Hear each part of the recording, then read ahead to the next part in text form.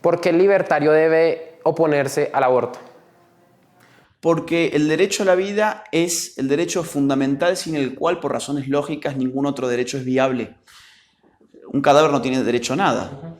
El derecho a la vida es la precondición para entender que un individuo tiene derecho a ser libre. Entonces, la gran pregunta es, ¿desde qué momento existe vida humana? ¿Y cuáles son nuestros instrumentos epistemológicos para saber desde qué momento existe vida humana? Pues bien, las ciencias más avanzadas ya han encontrado que desde el momento de la concepción aparece una nueva entidad de una especie específica, siendo esa especie específica la especie humana.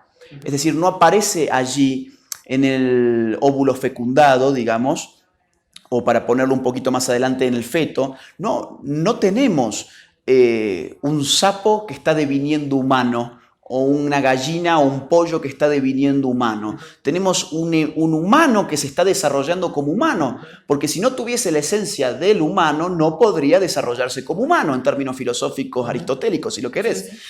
Ya todas las potencias en grado primero de ese ser humano están inscritas en su propio ADN. Todo lo que esa persona va a hacer en cuanto a su constitución natural y biológica ya está codificada desde el momento de la concepción. Incluso su sexo, es decir, estamos hablando también de sexo. Incluso su sexo ya está codificado desde ese mismo momento de la concepción. Entonces, con esta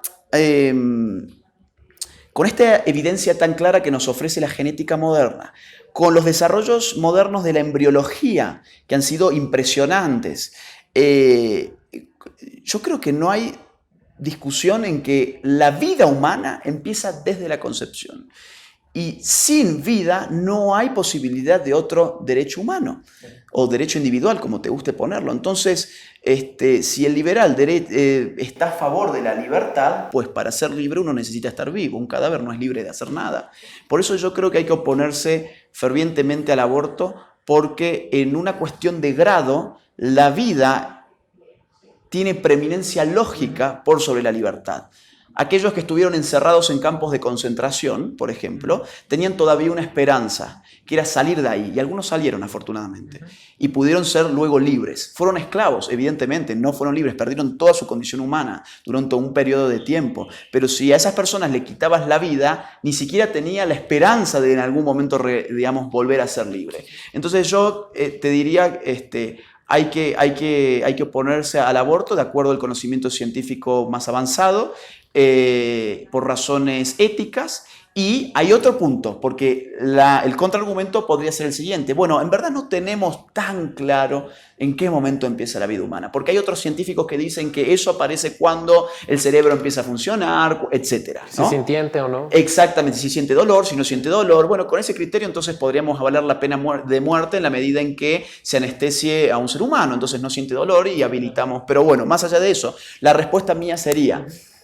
La prudencia debe guiar la lucha por la libertad. ¿Por qué razón? Porque quizás, si no somos prudentes, y se supone que este conocimiento científico avanzado que hoy tenemos no nos alcanza para determinar dónde empieza la vida, quizás sin ser prudentes estemos llevando adelante el más importante genocidio que se haya vivido. En Estados Unidos, desde el año 73 hasta la fecha, más de 60 millones de seres humanos en gestación fueron aniquilados por el aborto. Entonces, supongamos que de acá a 20 años tenemos nueva evidencia científica que sigue respaldando que la vida empieza desde la concepción, entonces habremos cometido en el nombre de la libertad el más importante genocidio de la historia moderna. Sí, claro, y yo